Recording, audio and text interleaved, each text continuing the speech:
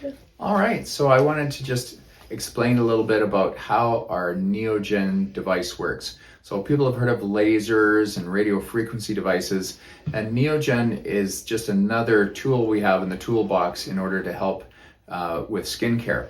So the NeoGen uses plasma technology. So plasma, without getting too much into the university physics, it's just a form of energy that involves air molecules. So lightning, when it strikes, that's plasma energy. So we have a way of producing plasma energy with a device that's in a controlled amount of power, and we can vary that amount of power depending on how hard we want to hit the skin with it or light. And what it does is it delivers heat.